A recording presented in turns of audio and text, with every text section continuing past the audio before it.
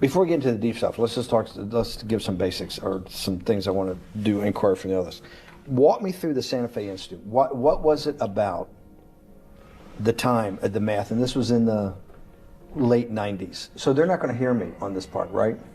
We're going to do it both ways? It will not be on the video, but we do have it recorded. Fine. Remember, when you're answering on these questions, I'm not in the shot, and they're never going to hear my voice. So a little bit you got to repeat in your answer, you got to repeat what my question was. Oh, a little bit. Okay. Santa Fe Institute. Why, when you're at the top of your game on Wall Street, do you decide to finance, which was at the time, or endow, or become the donor or sponsor, however you want to say it, for what was considered the most cutting edge group of mathematicians in the world? Action. So Santa Fe Institute in the late 80s, early 90s, I was interested, I was on the board of Rockefeller. So that starts, Rockefeller, it's university formed by John D. Rockefeller to sort of give back to the community. It's east side of Manhattan, except it was old. It was sort of old-fashioned. They were talking about medicine, and medicine by itself was again subject to the ideas of science. They were trying to use science to find cures for disease. And I said, no, we need to do something different. We need to start interdisciplinary work. In most... How did a schmuck like you get on the board of Rockefeller? What year was that? I don't remember. Late, I think 89 and 91. So that's one of the most prestigious research places in the world, correct? Yes. Okay, how did a guy like you get on the board of a blue blood, internationally known, hard research, Nobel Prize winners all over the place? How do they pick a guy like you, a trader from, or basically some guy from Bear Stearns? Good question. So I was asked to be on the board of Rockefeller, and I think it was, I was on the board of Rockefeller, there was a money manager who said, Rockefeller needs someone with financial expertise because the university is growing and there's lots of new things. You have to, again, we go back to the original discussion the last time. Up until the mid-80s or sort of early mid-70s, the most important thing was your name. If you were Rockefeller, you already were considered to be brilliant. If you were head of General Motors, it was your reputation. It was who you knew, who your family was, what was your character. And then in the mid-70s, basically, if you remember, you probably had a calculator. It was very advanced in those days to have a Texas Instrument calculator, where it could, by putting in the numbers, it would multiply for you to do square roots. And that was the first, and everyone who had a calculator was already advanced on Wall Street. A simple almost like your accountant.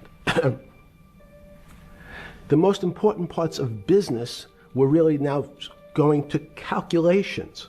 So it's not only mathematics, but it's things that could be calculated.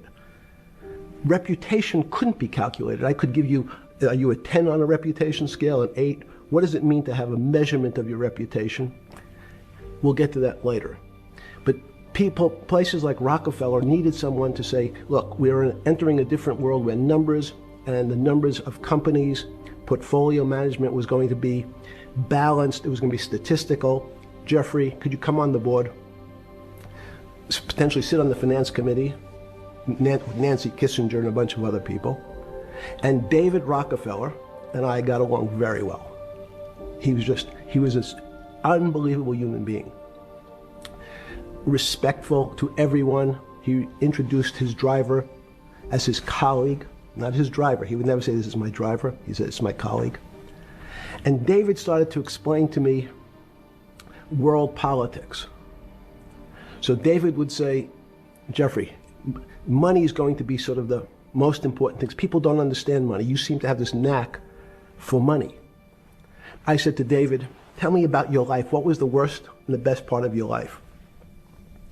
So David said, when I grew up, everyone knew I was a Rockefeller. But they didn't know that my father told me he would not leave me a dime. No money. But every time we went out to eat, me and my 5 friends at school, they would leave me the bill. They would expect me to pick up the check because I was a Rockefeller. And he said, I was chairman of Chase Bank. And he said, I remember like it was yesterday, one of the headlines in Time magazine said, David please fire yourself.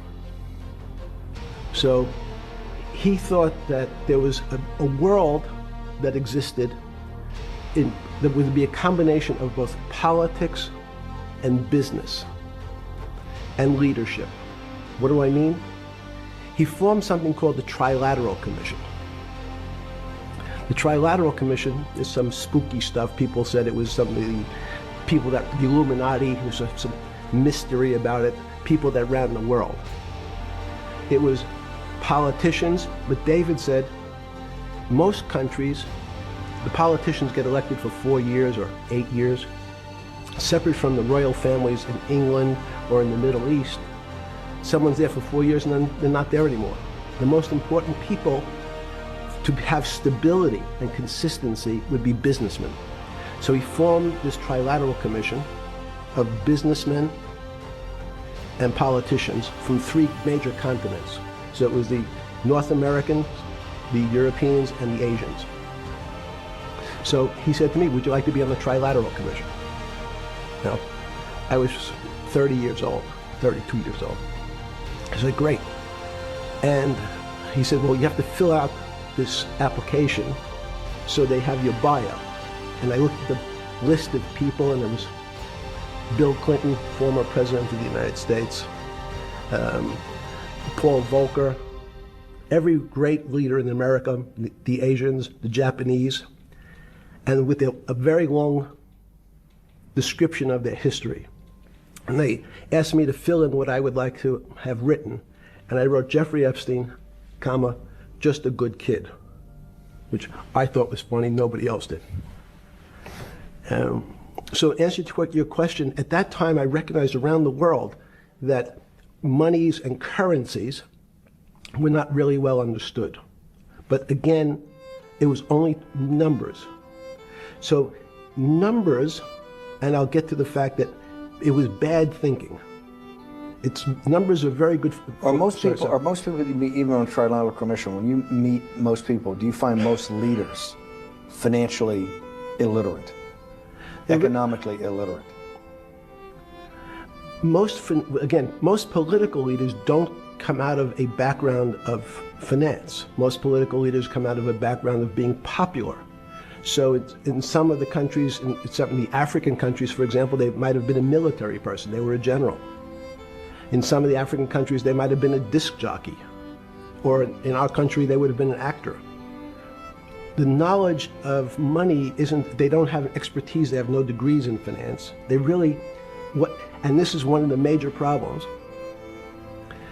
their expertise, if they have any financial knowledge, is of their own checking account or bank account and filling in their own taxes.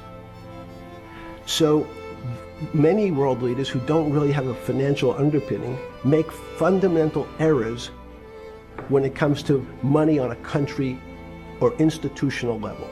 Let me give you an example. If you, Mr. Bannon, if I said your assets increased last year, you'd say, that sounds pretty good.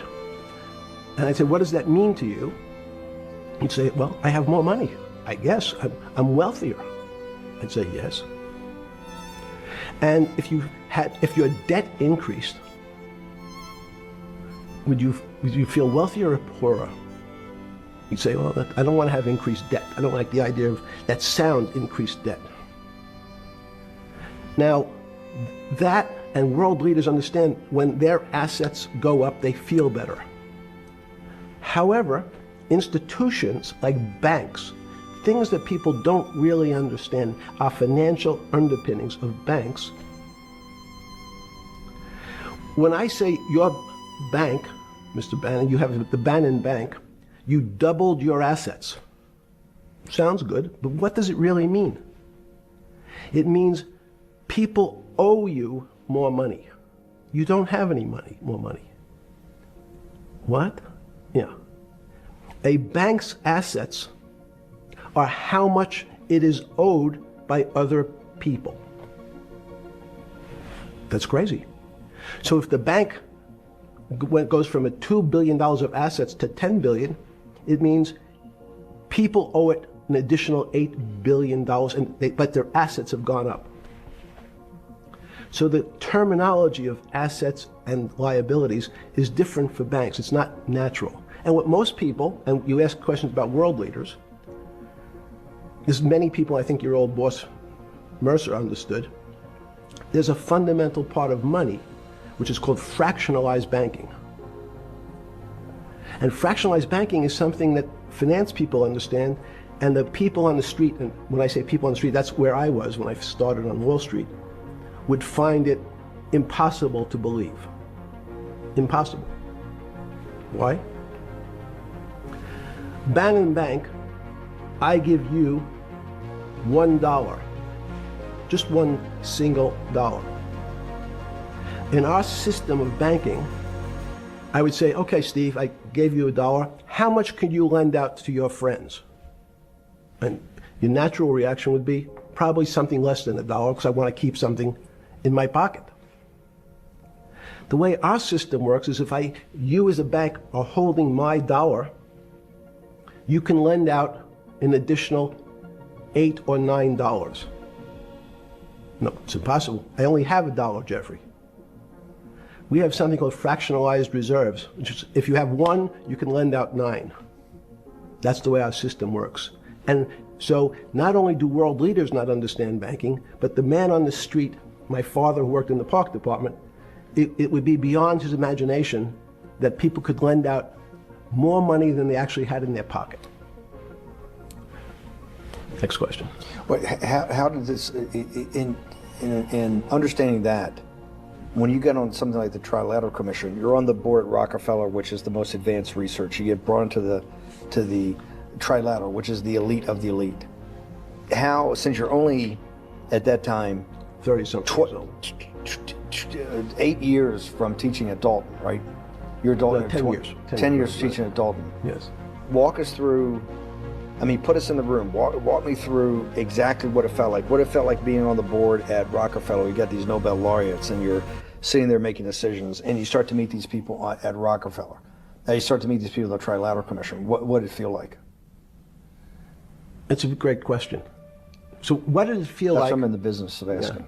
Yeah. What did it feel like meeting some of these people like Kissinger or Rockefeller? And those are two extraordinary people.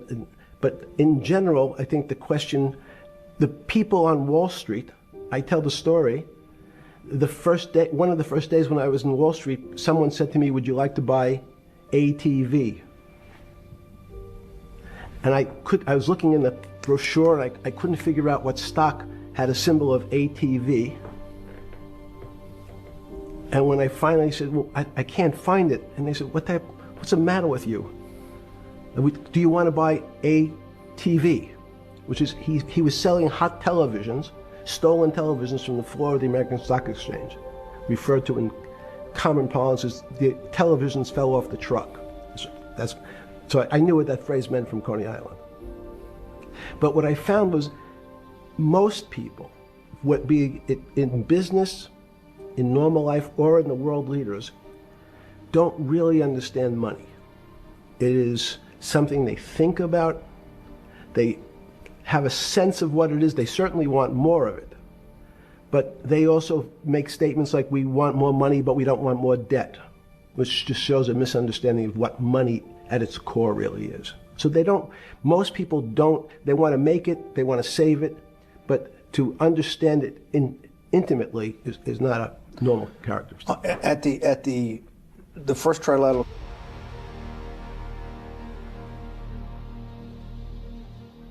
or something? Yeah, you're good. Just give me an approximate. You joined the Trilateral I Commission. think it might be And we'll be able to show we'll pull down the chart of where your name was, but just give me roughly when it was. I think it could be 90. I don't remember. Okay. Let's say early 90s. Yes. When you got on the Trilateral Commission and had you remember where the first meeting was? It was in Tokyo. In Tokyo. And at what hotel? I would like to say the Hilton, but it's probably not. And it's a 3-day, 4-day? Give me some. 3-day event and walk me through the whole thing. Speeches. It starts with a dinner. Just walk me through it. It was boring. You couldn't possibly think it was boring. It's bullshit. It was boring. You had to be stars in your eyes. No. Did you fly over privately? Yes, but it wasn't my plane. So it didn't count? No. You fly over. Yes. And it was, who were the first, like when you first met those leaders, you had to be wowed. No. You're 10 years out of Coney Island. No, I'm not wowed by people of position. I'm wowed by people of great ideas. And I don't care if it's the bus driver. I don't care if it's the student I had who has teeth strict coming out. Well, these guys have to have great ideas. They're the leaders of the three great continents of the world: North America, Europe, and Japan. No, many of these world leaders become world leaders because they're popular and they were able to get votes, or they were able to convince people to vote for them. I learned later. Many of them were just good at what they did in terms of politics. Remember, world leaders are politicians in general. They're not scientists, they're not intellectuals, they're not great thinkers, they're great politicians. At the first Trilateral Commission meeting that you remember in Tokyo, sometime in the early 90s, do you remember what were the big issues of the day that they were talking about, and what did you think about it? Yeah, in fact, it was funny because they were talking about inflation, and they were worried that what would happen, how do you control inflation? And as a mathematician, I didn't understand the concept. I don't understand the concept today. How's that possible? Well, when you talk about most things to do with money, money is meant to be local. It's US dollars. Then I understand what it means. If inflation, it means my dollar today inflates and it doesn't buy as much as it did a couple of years ago. The prices go up. It seems that everything is great, but in fact my dollar is shrinking in value. If you, and you're the financial genius here, I'm just a lowly M&A guy. Sure. If you let me finish the thought. Go ahead. So if you're in America, you can feel inflation. Your salary's gone up, but you can't buy the same car. In fact, it starts to feel weird because the value. That's why I wanted to ask the question then. This is my point. Sure. The people who live and breathe this, the central banks, have been haunted by the specter of inflation since the late 70s. Yes. First off, tell our audience, how did that happen? The two great financial events in the 20th century, I'm not going to get to the 21st, were the Great Inflation in Europe after World War I, the Great Depression, the hyperinflation in Germany that led to the rise of Hitler, and then this inflation in the mid-70s. Before you go to explain inflation, why is this specter of inflation always the central thing in central bankers' minds? Because it goes back to the first concept I said, the weird concept of fractionalized reserves. The system is not well understood. And most systems, in fact, are not well understood. We don't know how our digestive system... Stop. This is impossible. This is impossible. The world banking system, the world currency system, the world monetary system has to be so well understood by the Greenspans of the world and the Bernankes of the world and you, right? The currency traders, the guys making billion-dollar bets every day, the legendary guy on Wall Street in the late 90s, Salomon Brothers. Lou Ranieri? No, the guy that wrote the money. Michael Lewis? Liar's Poker? Yeah, Liar's Poker. Who's that about? That great trader. Lou Ranieri. No, it wasn't Lou, the guy that ran the desk. Yeah. That eventually ran the hedge fund that went long-term capital. Yes, I don't remember. Who's the guy? I want to say, I don't remember. Yeah. I'm sorry. Lou Ranieri is big, but those guys have to understand the system perfectly. No, they don't understand the system. They understand the local part of the system. So, for example, why is not only inflation, most bankers are terrified if the public understood that the bank really doesn't have their money at any one time. It's one of the things during the Depression, there were runs on the bank. The reason the banks don't keep much money in the actual bank is they assume that not everyone's going to want their money on the same day. So it's not really the fear of inflation. The fear is a run on the bank. Everybody wants to take out something that doesn't really exist. Inflation is tied to interest rates. It's a more complicated example. But when your money doesn't buy the same amount of product this year than it did last year, if it buys less and less, like it happened, you used the term hyperinflation. There's certain countries that are not managed well, like in Africa at the current, A $100 billion bill, $100 billion bill in Zimbabwe is worth 1 American cent. That's the perfect example of hyperinflation. It goes up, it doubles every day. So people are afraid that their value in the system starts to break down. But so if I said to you, does your doctor you understand your body system? You'd say, well, I hope so, because I want him to keep me healthy. But you could have a kidney infection, you could have a heart attack, you could have a broken knee. There's lots of pieces of this system. And in fact, when you ask the question, very few doctors understand your entire body. There's a specialist for your knee, there's a specialist for your polynoidal cyst, there's a specialist for your head, and now we have specialists in different areas. So and I'm going to get to your first question about Santa Fe Institute. The world economy and your body are both comprised of little systems interacting with each other and making one big system. This is what's stunning for all the little guys out there, the populist movement, the little guys that haven't had a pay raise in 30 years. They think that these elites, have everything. The guys in the room making the decisions, the party at Davos guys. You're sitting there and you don't think many people today really understand the complexity and really all the moving pieces and how they interconnect to the world's financial system. No, not only don't they understand the complexity, and that goes back to Santa Fe Institute was an attempt of trying to see if there was a way to mathematize, formularize, or algorithmically understand what the term complexity means. That goes back to the original question. Complex systems are complex by definition. But there's not necessarily, it's not one level of complexity. As we might say, well, our fingers are complex, the movements, the muscles of our hands, but it's not as complex as the blood system. Now I have a circulatory system. I have systems on top of systems, so that there's no one group of or person that really understands the way the body works. There's no one group that understands the way the financial systems work. You might understand U.S. bond market. Now, you've asked about the trade of long-term capital. That was a bond fund, very small part of this very complex system. So the goal of the Santa Fe Institute was to see, is there a way to get in, somehow understand how complex systems interact? Fast forward, Steve, to today, where Google and these other engine companies, the other tech companies, are trying to build artificial intelligence. The strangest thing that they've found, one of the strangest things, is that the systems that they design, this artificial intelligence, which a lot of people have heard about, is they design a bunch of systems. They're called neural nets.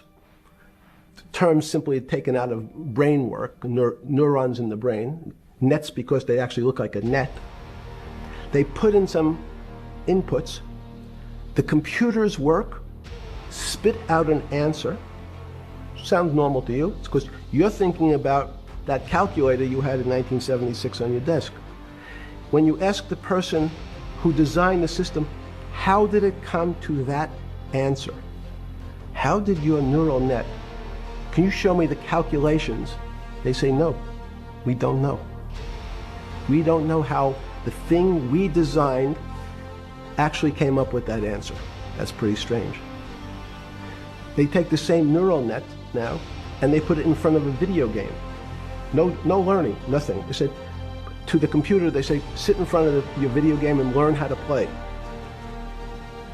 It seems that the computer learns better than any human in history, faster than any human in history, beats any human in history, but when you ask the designer how did it do it, no one knows. It just did it. So that's the first little touch of things that we already have gotten to a place where we don't understand it and we build it. On Sunday afternoon, September 14th, 2008, where were you? Sorry? It was the night they put Lehman Brothers in bankruptcy in London. I was in jail. Seriously. Yes. So the financial crisis of 2008 happened when you were in jail? Yes. Oh, this is going to be so amazing. That's going to be so amazing. I take it you didn't have your Wall Street Journal dropped off to you in the morning, your Financial Times? No. How did you hear about that? How did you hear about, because I want, I forgot about this, but yes. I'm trying to get, this is going to be amazing. This is, let's go back and do that again. Sunday afternoon, because I want to find out about people, the geniuses understanding the complexity of the financial system. Because I think the best example we have is the financial crisis, the crash of 2008. Sunday afternoon, September 14th, I think it was, 2008, is when they were working feverishly in Midtown Manhattan at the Lehman Brothers offices and at various law firms around town, and with the Secretary of Treasury and the Federal Reserve, what they're going to do with Lehman. They decided they weren't going to save it. And so they prepared to put it into bankruptcy at the open of the market in London the next day. How did you hear about what was going to happen to Lehman Brothers, and what did you immediately think when you heard that it was going to be put into bankruptcy? I'm glad you asked that question. I was in solitary confinement September 14th. And again, some of the public stories about the wonderful time I had in jail and my work release, which didn't come till months after. I'd been there since June, in an 8x10 cell with a bed in the back, a 6-foot bed in the back, a chrome sink with a toilet attached to it, and a little piece of metal sticking out that was supposed to act as a table. Now, since I was in jail, there were no books. Why? There's no library. No library, but you're in jail. No, I was in jail, not prison. So in jail, I was in a place what's called the Special Housing Unit, which is for the roughest, toughest, meanest people. They had put me there, they said, for my own protection. So I was in a 8x10 cell with a little slit in the door where they would serve my food on a tray about 9 inches by 4 inches. And then as soon as I finished eating, they would take the tray and close it down. And one of the guards said, do you understand there's Wall Street's crashing. I'm worried about my pension fund. What should I do? And I said, sorry, Wall Street's crashing? What's happened? And he said, there's some crisis and some companies are going bankrupt. I said, are you sure? And he said, yeah, it's all over the papers. We're all terrified we're going to lose our life savings because we have either a 401k or our pension funds. We don't know anything about money. Mr. Epstein, can you tell us, like, what's going on? Am I going to be able to afford my children's education? Am I going to be bankrupt like this company called Lehman Brothers? And there's another company in the front page today called Bear Stearns. Oh no, I said. Why? Because that's the company I was a partner in. And in fact, that was the company I had a very large investment in. So, there's a great story. I didn't have my Wall Street Journal, but in the early mornings, you're allowed to make 2 phone calls, collect. And when you pick up the phone, you can dial a number, and when the person picks up, they say, you're getting a call from the Palm Beach County Jail. Will you accept reverse charges? And the person either says yes, and the call goes through, or the person says no. The person I had called was Jimmy Kane, the president of Bear Stearns. And I said, tell me what's going on. And so that my knowledge of the financial crisis happened with Jimmy, who was at the center of the storm, telling me about what Lehman had gone under, and they were trying to figure out a way, should they bail out Bear Stearns? Did it strike you at the time of the mess you had made of your life to be in a situation that you're one of the greatest financial minds in the world, looked at by world leaders and asked your thinking by the most prominent and important people in the world, and here you are in solitary confinement. You got to make a collect call to somebody. Did it strike you at the time how how all the threads of your life had come together and put you in a position, or you had put yourself in that position? No.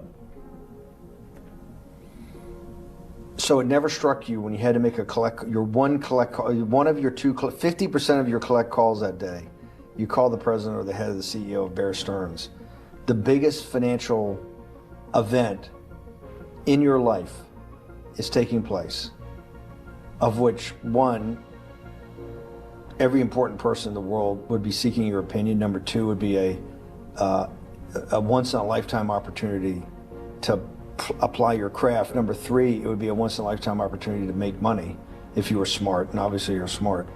You're telling me here, truthfully, that it never hit you at all of how you'd ended up in a place where you had to make a collect phone call from a jail cell that was 6x9 with a steel bed and your food being passed in through a slot. The question you want to ask is, who was the other call to? Okay, who was the other call to? The other call was to my friend at J.P. Morgan, who was then, I didn't know it at the time, trying to buy Bear Stearns. So at one point, I had two phones. It was difficult because they're afraid people are going to hang themselves with the phone cord. So they don't actually come together and they're pretty short. So I was actually going between two phones talking to Bear Stearns and J.P. Morgan at the same time. So I found it amusing. And it never struck you about how to end up in a situation like this? No, that would be probably means I would be too self-aware. You can't possibly expect me to believe this. I know. I don't believe it. You're telling me that during that day, you never had a moment. You sat there and go, what the fuck have I done with my life that I'm in a 6x9 jail cell when I should be on a trading desk, or I should be in my $250 million the greatest townhouse in New York City, taking calls from the king of Saudi Arabia, the president of China, the head of Russia, the president of the United States, to save the world's population from a financial debacle. You honestly expect me to believe that that never happened? You're suggesting I was somewhat depressed, and how could this happen to me? I'm not saying depressed. I'm saying a moment of awareness of how could I get myself into this situation. No, I would just say how strange that this happens. It's strange. I'm wearing a jumpsuit and flip-flops. What color was the jumpsuit? Brown. Brown. Brown jumpsuit. Yes. I notice I don't see you in a lot of brown. No. Brown jumpsuit and flip-flops. Flip-flops, yes. With no access to books, no access to newspapers, no access to anything. You had lived on information. Except my Almond Joy bars. I had extra Almond Joy bars. Did you eat Almond Joy bars and things like that because you're afraid of what the cooks did to your food? Yes. Is that because of that you were in for the crimes that you were in for? No, it was just, in fact, I was... Is it because you're wealthy? Yes. How did you know that? Well, people would constantly come, if I was passing by or I'd have to go for my medical, people would either ask to borrow money or make some other types of comments about it. In the beginning. What were the comments? At the beginning, what were the comments? It serves you fucking rich guys right that you're here next to me. There was nothing about your crimes? No. So all this rumor you hear all the time about people in prison that commit the type of crimes you commit, you're saying in your personal thing is not true? No. It was all because you were rich? Yes. And it was all because they wanted to borrow money? Or get advice. Yes. Wait, they get advice to go long? Yeah, sure. You're telling me is this time to buy? You're telling me in solitary confinement they're interested in going long? Yeah.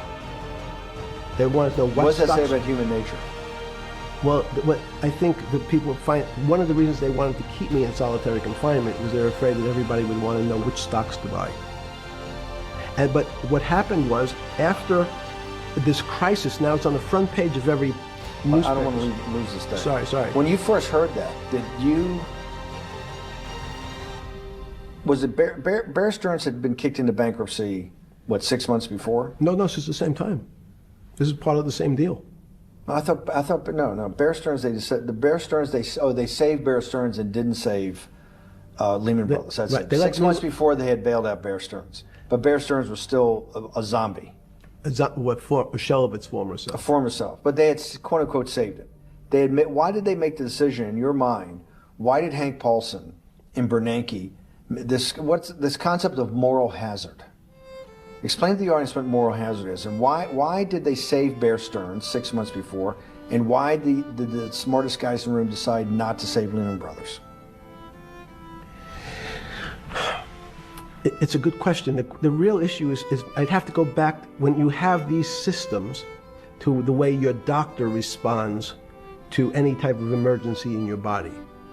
If they might decide to save your kidneys and let your gallbladder go because the gallbladder is less important to your overall system. If at that time, even it's not that long ago, the boogeyman was when said, well, what really happened? Jeffrey, what really happened? What is this financial crisis? And, some of the progressives and the right wing blame it on the banks. It was the banks' fault. And it's the fault of this very esoteric, unknown concept of derivatives. It was really the derivatives that caused this financial crisis because the derivatives got somehow out of control and like in the Mickey Mouse. And that was the way you started your road to a billionaire went right through derivatives. Yes. But derivatives were not the cause. Derivatives were not the cause at all. It's like saying your hair was the cause of your heart attack because it was on top of your head. So what was the cause? There isn't, let me say, there's no one specific cause. These are system collapses. So many times when you have to make your death certificate, when you say, well, what did he die from? They'll say heart failure. But if you say, what was the cause of his heart failure? Well, he had low blood pressure, his sugar was high, he was diabetic, he had all these other problems. But you say, no, we need a word on your death certificate. Did he die from brain damage? Did he die from heart failure? That's the financial crisis. Many people said, well, what caused it? They wrote, like on its death certificate, derivatives. But derivatives are not a fundamental cause of anything. Was it Sunday or Monday? I take it was Monday morning when you made your two collect calls and you're talking to Bear Stearns on one hand and Morgan Stanley on the other. J.P. Morgan. J.P. Morgan. That was Monday morning. Did you, Jeffrey, being one of the financial geniuses in the world, did you understand what Lehman Brothers going into bankruptcy, the domino effect, that by Thursday the financial system would be under such extremis that if it didn't have $1 trillion cash infusion in the United States, it might collapse? Did you know that at the time? Did you view that at the time? Yes. You did? Yeah. Why? Again, I don't want to bore you or the audience with the idea of it's a medical procedure, but you had system failures. So you'd recognize that if I said to you, did you realize when your father was on the ground and he was clutching his chest and he couldn't breathe, it was a bad situation, he could die. That's how I saw it. Did you immediately think about the commercial paper market? I mean, the mechanical triggers that actually you had to blow through these circuit boards. Did you know the circuits? Did you understand the circuits? Or did you have a concept of the circuits that were going to get blown through? Yes, but only because of an analogy to a body. And in fact, from my telephones against the wall with my little metal wires, because the next day I talked to another person in Washington about the issues of what I thought was happening, and I made the same discussion about the... They were at the Treasury Department? Yes. So in a 6x9 cell in... The phones were outside the cell. In Palm Beach County, California? West Palm Beach, Florida. West Palm Beach, Florida. That's what your juice diet. West Palm Beach, Florida. West Palm Beach, Florida. West Palm Beach, Florida. You're making a call to Washington, D.C. to talk to some deputies, Secretary of Treasury. Someone in Treasury. Right. Someone in Treasury. Right. And that does not, the night before you go to bed, it doesn't dawn on you at all. You never have a moment of self-reflection that, how did I end up on this metal cot when I should be at the center of things? No, I had a telephone. So I said, I can talk to, it makes no difference where I am. In fact, I'm still talking to the same person if I was at my home in Palm Beach. But I'm here in jail. Home in Palm Beach. I can dial my own phone. That's bullshit. No, but you can also make 1,000 phone calls. Here you got to make one, and he's got to take. Think how much better that was. I had to decide who was the right person to call. That was unusual for me, because I would have called 20 people. And what was the advice you gave? I said, you have a sick patient, and it's very much like a sick patient in the emergency room. You can't think about it like your car. People in normal walks of life think about money and things as a machine. And unfortunately, so if your car breaks, cars are always easy to fix. My jets, my cars, if it breaks, I know it can be fixed because it simply follows the same pattern. If this part breaks, you replace the part and the thing works again. People and the financial system are not machines. They can't be fixed the same way. You can't simply take out put some more juice into the commercial paper market, and that's like replacing the carburetor on the car. It's much more, I have a patient who can't breathe, has a stomach problem, can't see, looks bleeding at the same time. What do I do first? I have to think about it as a system. Where's the most logical place? What's the most dangerous place? If your heart stopped, we have to start your heart again. In the equivalent to the money market, why do I have to start your heart again? I need to get your blood flowing. If your blood stops, you're dead. If liquidity, which is the equivalent of blood in the financial system, dries up. Once liquidity is basically cash, putting cash into the system. Forget system. about what it is. Okay. Liquidity is liquidity. It allows the system, it's the blood of the system. You need to pump blood hard into the body of the economy to keep it flowing. And if you're, especially when you're worried about someone dying, you're not going to be worried about the niceties of, well, you got the shirt dirty and there was some damage. Pump in that blood, keep that heart pumping. When you talked to the person in Treasury on Tuesday, the 16th, did you get a feeling as you were sitting in your 6x9 jail cell in West Palm Beach, Florida, that they were on top of things? No, you can't. It's impossible to be on top of things. There's no such thing. It's, again, the doctor watching the patient die. You hopefully have some confidence that he's seen it before. He recognizes that there are some steps he has to take first before he bandages the guy's finger or worries about what shoes he has on. So you hope that the people in charge, your doctors who are working on the emergency patient, have enough experience and, frankly, judgment to try to keep the patient alive. Did you think that they had those things, patience and judgment? They had pretty good judgment, and you needed a lot of luck, just like in the dead patient. You need to, hopefully you put that blood in and it's not too late. And you make some mistakes, but you have to know you're going to have to give it a shock. In the run-up to the September crash of 2008, yeah. I guess you weren't occupied with finance. That whole summer, how long had you been in jail? Went to jail June 30th. So the entire summer? Yes. Before you went into jail, you were still very active in the financial markets? Yes. When you say active, you trade currencies every day, you trade stocks every day. When people, I don't do anything. Someone like you, or you give advice to people to trade stocks or trade currencies. I don't trade every day. I think that's, like Woody Allen said, you can't beat the bank. So I try to pick my spots. George Soros picked his spot when the pound collapsed. This would have been a great money-making opportunity that passed me by when I was in jail, but that's not how I think. In the run-up to that, in the spring of 2008, that's when Bear Stearns got in problems, I think, in the spring of 2008, and they decided to bail it out. Did the Bear Stearns guys talk to you for advice at that time, in the big crisis in Bear Stearns? No, but see, again, unbeknownst to most people, and it's easy to blame people for the financial crisis, like you'd blame someone for giving your father the drink before he had his heart attack. But what really happened, the real enemy of the finance system was Bill Clinton. And if you ask me what and who caused the financial crisis, I would tell you it was Bill Clinton.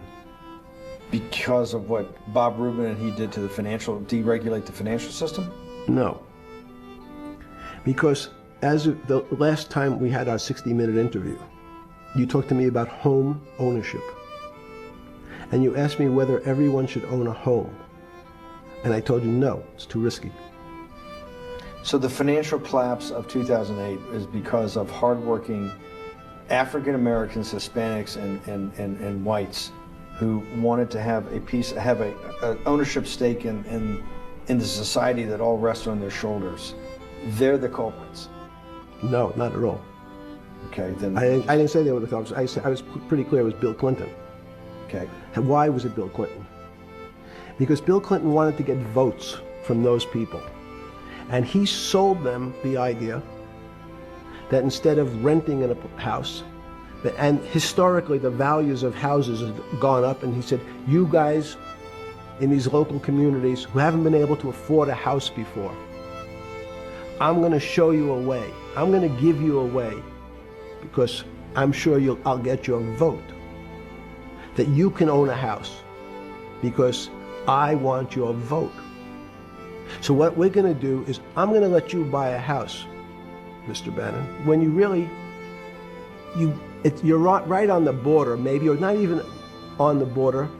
Your credit is not good. Okay, let's be honest.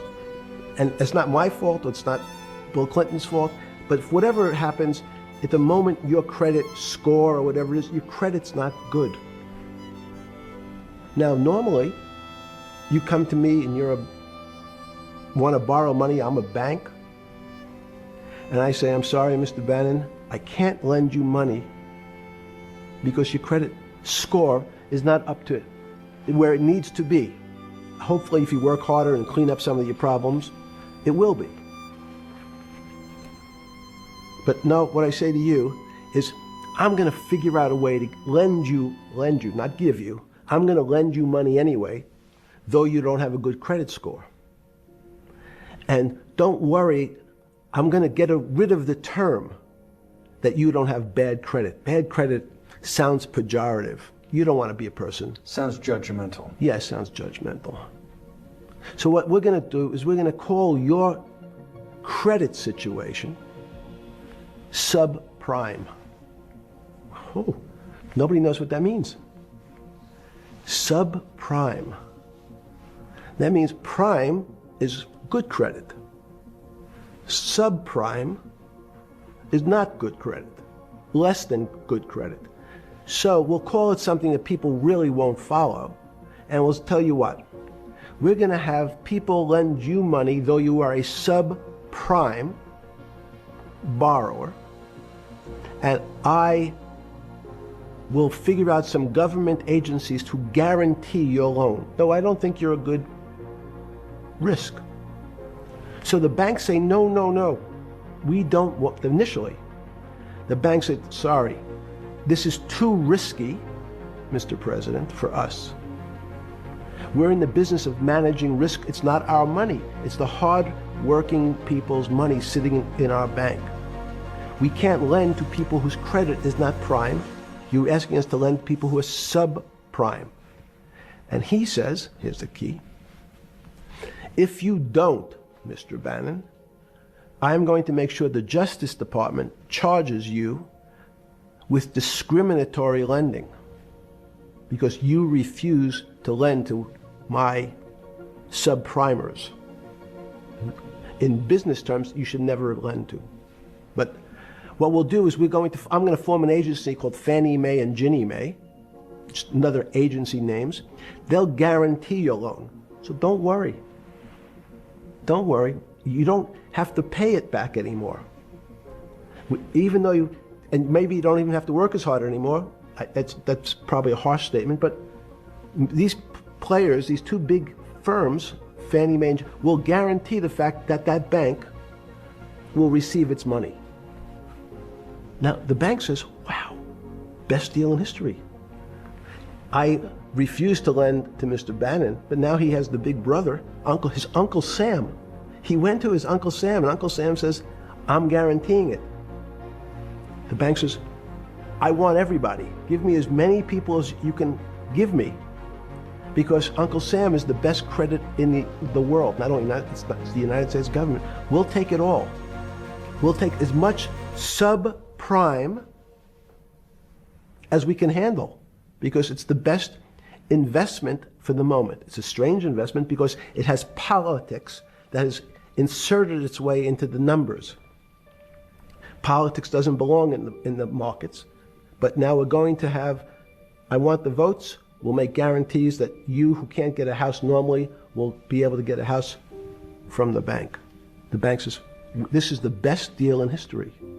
We will package 100, 300, 1,000 of you subprimers, and we'll sell it off to somebody else. And the whole system becomes mired in subprime mortgages. That's becomes the issue. What do you mean mired? There's just too much supply. It's a supply-demand problem. You get too much supply. No, it's a very good question. What does too much supply mean? Well, then you get to people, go back to your first question to me. Government leaders. Government leaders know if they're good, and they can do mathematics, they can balance their checkbooks. So certain people in Congress said, well, how do you value these subprime mortgages? The banks say, we've been valuing them the same way we've always valued them for the past 20 years. The accounting firms, there's something in this country called GAAP accounting, which is a standard type of accounting. And we account for them the same way we've always accounted for them. If we paid $1,000 for your mortgage last night, when we put it on our books today, we're going to say its value is $1,000.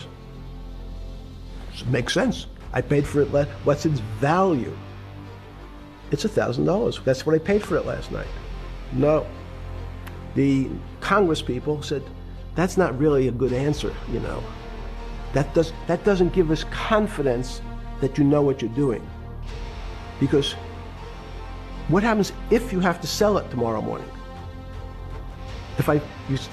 Something's happened and you have to sell it. Remember, there's kinds of stress tests. Would you be able to value it at what you paid for it the day before? And Wall Street says, that's not the way you can think about this. This is crazy. We always value things at the cost from the day before. And they changed the accounting method, in essence, to say not what it was worth yesterday, but if I have to sell, what would it be worth? That's impossible. So what happens is every bank now has to value something they bought yesterday at lower than they paid. Never before in 20 years did they have to do this. So something they bought at 1,000, on their books was 1,000, is now 990. That starts to, you asked the question about what did I start to think about. Something's 1,000 and 990, this person now has to value it at 980. When did you first start to get nervous, understanding Bill Clinton in all this? Did you change glasses? Yeah. Okay. I changed shirt. I saw the black. Yeah, great. I think we're gonna have all kinds of changes. I'm experimenting. Yeah. Okay. When did you get a feeling? Did you ever anticipate before it happened something like 2008 could happen? No. How could that be? Because it's the word I can beat it to death. Is that it's very much like would I anticipate I'll have a heart attack tomorrow? Unlikely. Was 2008 a heart attack or a stroke? Debilitating. It's a better.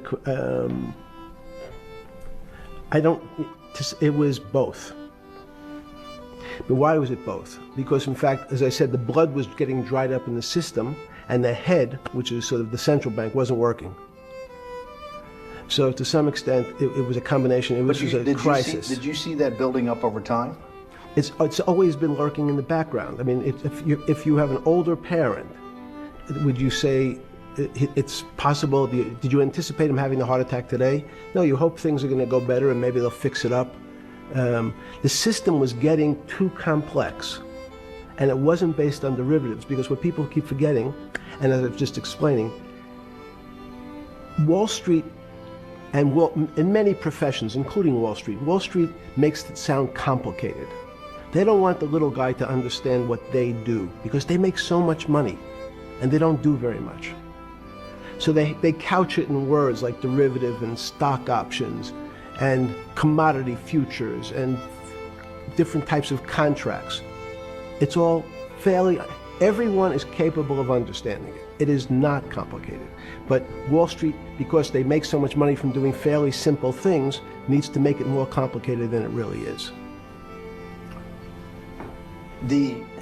We had a very big recession in the early 90s based upon real estate and Japan basically imploding. Let's again, Okay. you had a recession in the 90s. I don't know what it's based upon.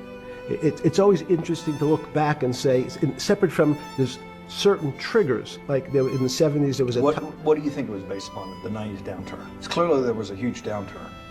No, I know there was a downturn. That's what I know for sure. That's a fact. That's all. Everything else is sort of speculation about why did he have... I understand that, but there's some speculation that has 0% probability of being true, and there's others that have 90%. In the range, when you look at the range of alternatives of what could have caused it in 90, and what I'm trying to do is get you all the way up to 2008. Look, Sure. You're the smartest guy in the room, right? You know that. Do you think there's anybody in the world today? Oops, this is going to be a bad question. No, but do you think anybody in the world today, the Alan Greenspans, the Bernankes, is there any central banker you know, any partner of any Wall Street firm, any guy running a trading desk, and I would take it that would be, or anybody at a Larry Fink at BlackRock, Steve Schwartzman at Blackstone, the top 100 financial guys, and let's throw in a couple of Nobel economists, and let's throw in the best professors at Wharton, at Harvard, at Stanford. Do you think that there's anybody that understands money or understands the world's financial system as good as you? There must be. But it doesn't come to the top of the head. No. Okay, fine. Now Now that I've gotten that, let's go back to 1990. In that arc from the fall of the Berlin Wall to 2008. Good. We started with the implosion in Tokyo of the Japanese economy, Japanese financial markets. We had the huge run-up in internet stocks, right? We had the implosion of that in 2000. The bankruptcy of Drexel Burnham in 90. Mm-hmm. Implosion of Japan, huge run-up in equity markets for the internet, implosion of the internet in 2000, 10 years later roughly. Mm-hmm. And then this run-up through the Iraq War and all that, the run-up to 2008. Every 10 years, it seems like, we're in some sort of 10 years before the 1990s was the 70s. You sound like an astrologer. Okay. And not a finance person. I'm usually a mathematician. It just seems to me a pattern of every 10 years. That's misleading. That's exactly right. Okay. Because people like to see patterns. People like to see patterns where there are none. So a pattern of a financial crisis every 10 years is just in my mind. Yes. Long-term capital, that had to be bailed out back in the late 90s when everybody panicked. And that wasn't that bailout today would look small, and it was $5 billion, or was $30 billion. Businesses fail all the time. But long-term capital, the Federal Reserve stepped in. But I'm saying people go bad. Things go bad all the time. Yes, you're correct. The audience is watching this, the little guys, they go bankrupt all the time and nobody gives a shit. You know why? They're a little guy. But when long-term capital management goes bankrupt, or Bear Stearns goes bankrupt, or Lehman Brothers goes bankrupt, people care because it's an unfair characterization. Why do you say that? Because again, it's the complexity of the situation. If you think about you have a complex system, you have your body. Now, in fact, the little guy is my finger. This is... And Bear Stearns is your heart. That's correct. The banking system is my heart. The system, I can't risk my because remember, it's not only my... You haven't been able to name... Hang on. You haven't... hang on. No, hang on. I was trying to hang... I wanted to see if the hang on worked. No, you haven't been able... You're not good enough yet. You're like junior wizard trying to do it. You haven't... Yes. I'll say, since we can't name another guy that's as good as you, there may be a couple out there. You're not bragging. You're humble.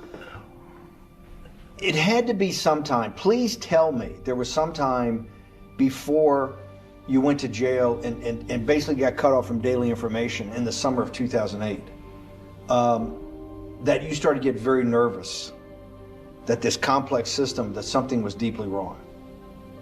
Okay, first, let's go back. When I say no one understands the system better than I do, it doesn't mean I You always understand. sound like a doctor. You're afraid he's going to get sued for giving a thing. Yes, you're not, no. you're No, not taking no. on any liability. There's no contingent Yes. liability here for Yeah, your no, answers. no. But the word understand is the problem. Okay. I don't understand the system. So I don't understand the financial Will you system. please stop? You cannot sit here and Yeah, tell no, me no. what we just went through. I'll go through again. The hedge fund managers, the money managers, the central bankers, the commercial bankers, the heads of the investment banks, the heads of all the trading desks, the top economists, and I'll throw in the business school lecturers at Stanford. Of all the top 200, 250, you can't name at the top of your head the guys who are at least at your level. You have to understand it somewhat. No. Sorry. We all don't understand it. No one understands it. It's a miracle. It's that's part of the problem. It's impossible to understand. That word understand simply means if this happens here, that will happen there. It's predictable. Understanding means it's predictable. It's not predictable. That's the problem. It's very, in complex systems, that was the fascination. Is there a way to tease out some level of predictability? So even No, in the fact, spread- you would ask the question, it's a great question, which was it a stroke or a heart attack? Now, most people don't know that before they were going to have a stroke, they had a stroke. They just have a stroke. Do they understand why? In hindsight, you go back and you can make lots of explanations that might sound good, and if you're talking to the working man, you're using language that he'll never understand. It's complex, so he, just like going to his doctor, he says he has a gastrointestinal problem or he has diverticulitis, as opposed to saying, you had a stomach ache, you ate bad food. People don't like to say it in normal, everyman terms.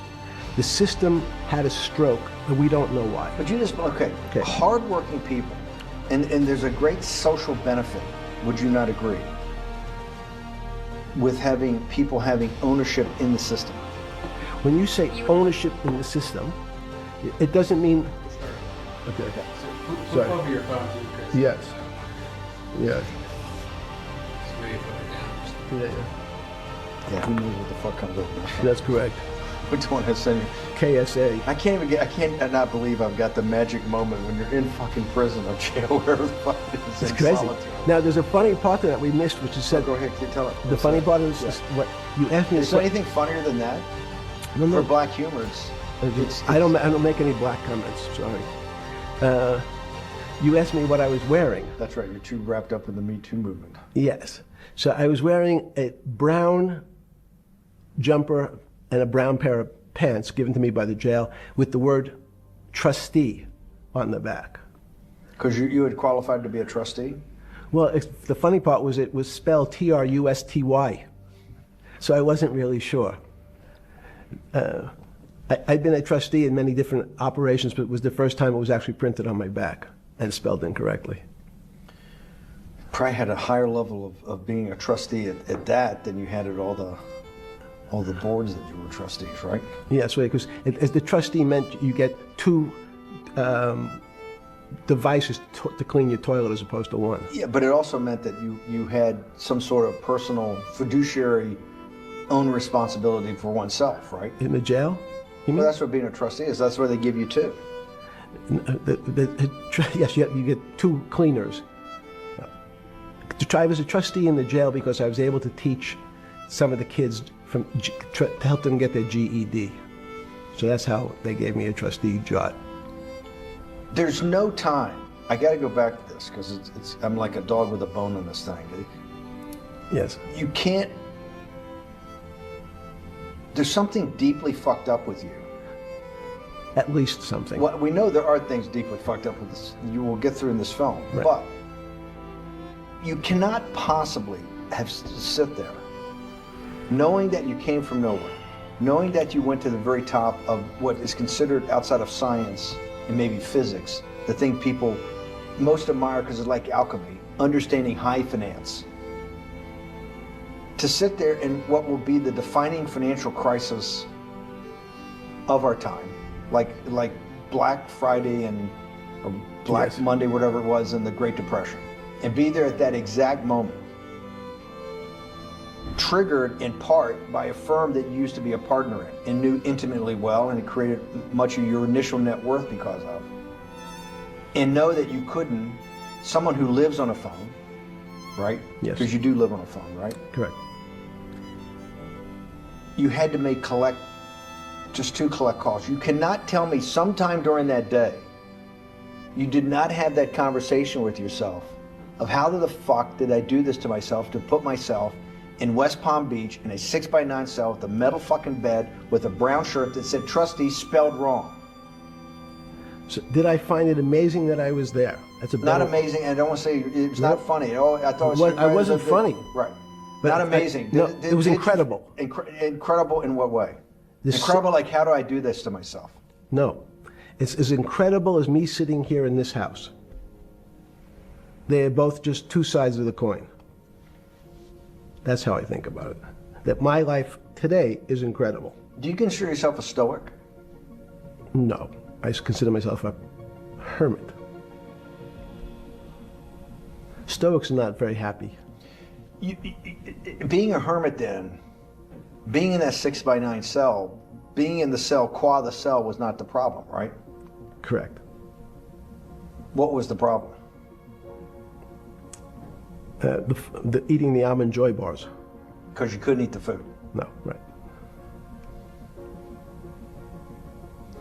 And but remember, my life is. Did that ever strike you that I can't eat the food because somebody might have done something to it? I gotta live off an almond joy bar, 1 a day or 2 a day or whatever. How many ever sneak in a day? No sneaking in. Your 1 almond joy bar, it did not hit you at some time? How the fuck did I do this? No. Let's go back to the spring of 2008. Were you so wrapped up in your personal issues at the time you were not spending enough time on the financial markets, or were you deeply involved in the financial markets like you normally were? No, I was involved. And you so we're saying that the smartest guy in the room didn't see it coming. No, of course The not. bankruptcy of Bear Stearns, you just thought was a Bear Stearns problem. You didn't see it as systemic. I know you keep harping on it, but it's not. Because you're a mathematician and understands systems. It seems that anybody that understands that they had a systemic problem, you at least be the first on the early search radar. If you're not going to see it, then I'm really afraid, because that means that I always assume there's at least a set of guys out there that have some sort of sense that something's not right. Imagine the guy who has a stroke or had the heart attack. When you ask him, did you feel funny the day before? He's going to tell you, yeah, I didn't feel right. Something was off. I didn't feel right. I had my stomach was right. I felt a little dizzy. I felt a little weak. But if you asked him that day before, do you think you're going to have a heart attack tomorrow? He'd say, no, I just feel a little weak. I'm a little dizzy. My stomach hurts. So these systems, and that's the issue of complexity. What complexity says is that, in fact, everything seems to go along, and people have seen it. One of the great examples of complex systems is sand dunes. In fact, the sand keeps building up. People have seen some, and all of a sudden, one more sand drop, and all the sand starts running down the hills. That's the way I see the financial market. Well, you funded Santa Fe in the early 90s or late 80s? I believe it was early 90s. I can get back to you. But early 90s, Santa Fe was funded for the study of complexity theory. It was math. So let's back up. So why did I buy a ranch in New Mexico in 1993? So that gives you some sense. So I would have funded it in 1990.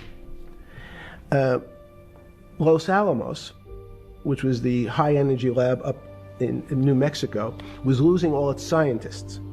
And Los Alamos, it was where Oppenheimer and where a lot of the nuclear weapons program, the bomb. That's where the Manhattan Project. Manhattan Project was Yes, Los Alamos, and you bought your property out in New Mexico to be near that? Yes, because the scientists were they cut the funding for high energy physics. But the people who worked in Los Alamos would still be in the Santa Fe area. They cut that because the end of this was the Cold War dividend, right? I don't remember exactly why. It was because, again, people thought that physics and high energy physics really wasn't that important. Because that was about nuclear weapons. No, it was because they decided, which may be not right. This was the same time that Murray Gell-Mann came up with the term quark, Q-U-A-R-K. He picked it out of an old poem, the word quark. But it was mysterious. So they were starting to understand in the 90s that our world of the physics world, there was things that were just unexplainable. They called it strange things. You gave it a name. You gave it some characteristics. You called it had charm, was one of the terms. It had a charm. It had a flavor. It had a color. But nobody really, no one, Bannon, understood what it was. Just like the financial system. And you wanted to investigate that? I wanted to see if we could build tools so others smarter than me could help investigate it. And that was the beginning of your concept of the Santa Fe Institute? Yes. And Santa Fe Institute was founded to do study in this type of... Can these areas of strange things be described by some form of mathematics? So that's what I'm trying to get at. The foundational thought, the organizing principle of Santa Fe, yes, in the high physics lab at Los Alamos, right, which had been the headquarters of Manhattan, and the Trinity Project, right, the bomb. Yes. So you're talking about the elite, the high priest of physics. Of physics. Yes, sir. Which high priest of physics, some subset of that is also mathematics. Yes, they're both similar. Project out. One of the tools you want to do is to make sure that in this complex system, the finance system, I'm doing a lot of this for philanthropy and a lot for the good of mankind, but also to be able to understand this complex system, the most complex outside of maybe our body, of the financial world. Yes. Did they create tools, or were you smarter than the mid-aughts, 15 years later, than you had been then because of work that was done at Santa Fe? No, it was great.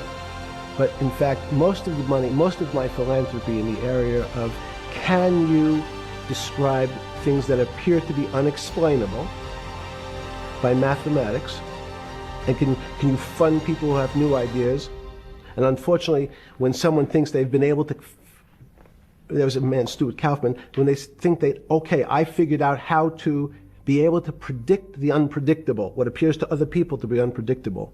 But my system, in those days it was called genetic algorithms, can predict what things will happen, and they all want to make money.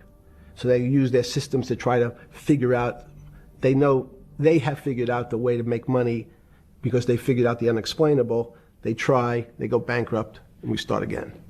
So with a cold view, what I've come to realize is that the attempt to mathematize, formularize, or what in your prior work, to understand what really is, in today's world, still unexplainable, is impossible. They're miracles. Your first head of Santa Fe was Christopher Langdon, I think. Langdon from Australia. But Murray Gell-Mann was Murray Gell-Mann was the funder. He was the rock. Yes, he was the rock. He was a Nobel Prize winner? Yes. Yes, and a wonderful guy. He came out and helped us with the Biosphere 2 project. He came with Chris Langdon. Yeah. Chris Langdon was the operator, the day-to-day guy. Chris was doing artificial life. Right. Murray tried to lead his own artificial life. Yes.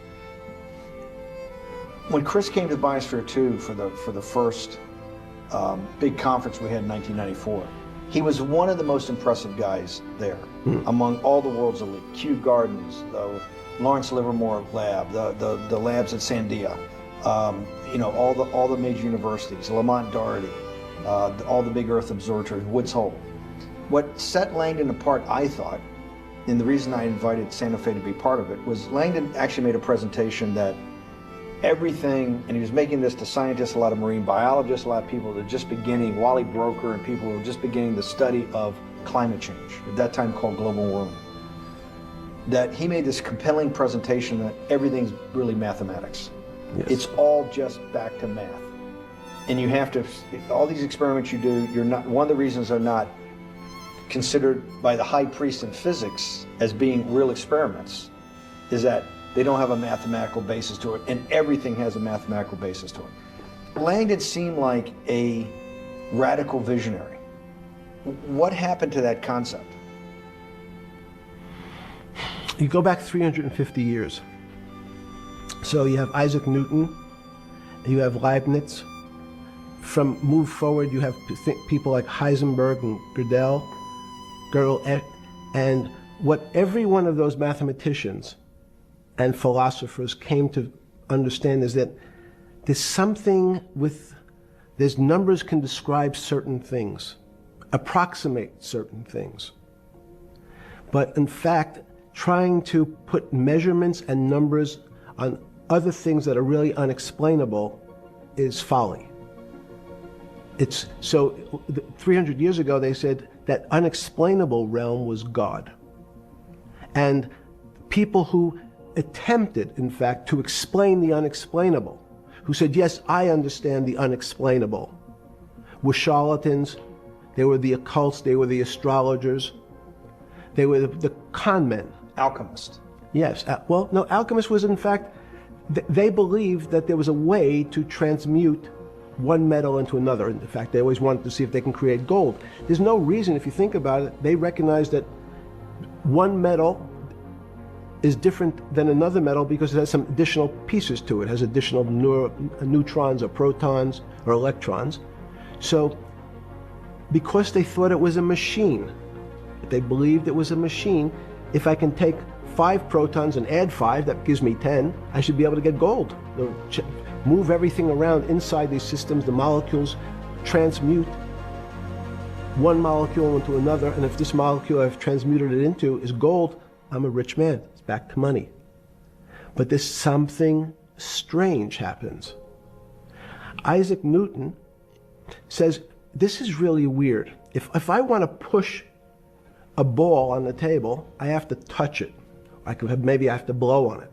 But I actually have to push one side of the ball or the book to move that side. I'm pushing here, and obviously this thing is what appears to us humans to be solid, so it moves as one thing. But the only way to get something to move was to touch it or put a force against it. Okay, seems to make sense. Everybody has that experience. I want to lift a glass, I lift it. If I want to push a ball, I push it. If I want to pull a ball, I pull it. But he recognized when the ball fell off the table, it went in a different direction. How's that possible? Nobody pushed the ball down. And he said, this is crazy. Why did the ball go down? I didn't push it. I just let it go.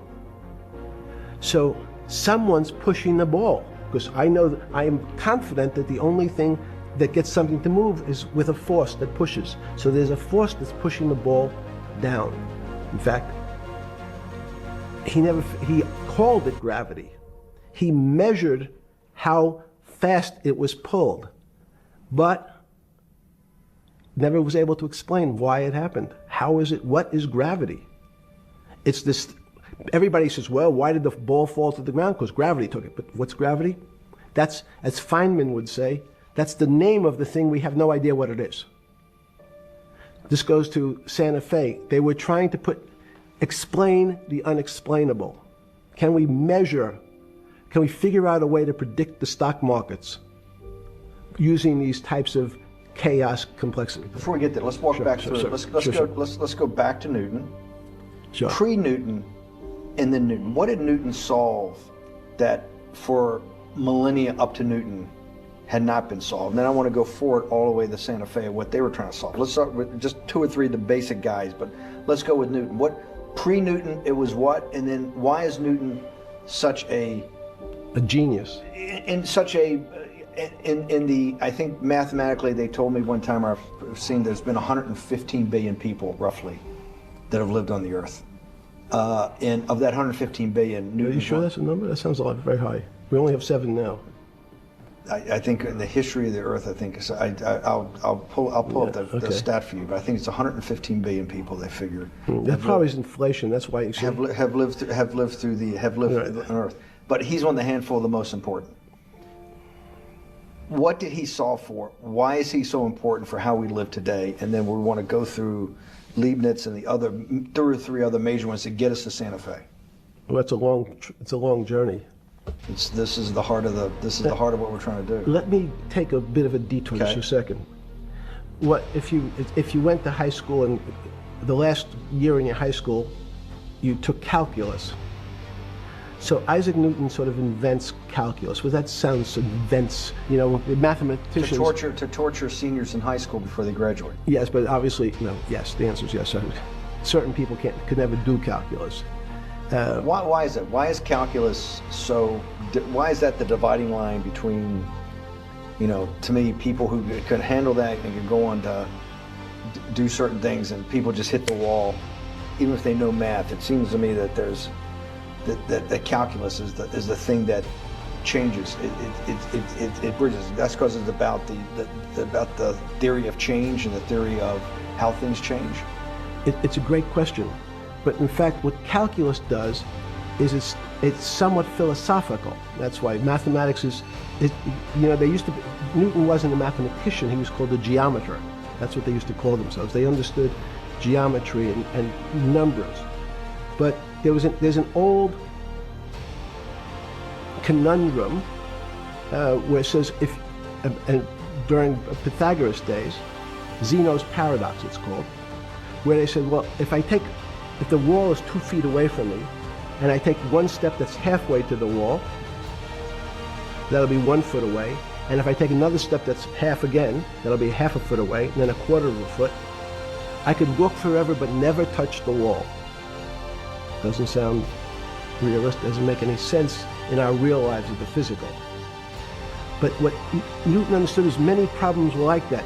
Many things approached the wall, or in calculus, approached the limit, but never really reached it.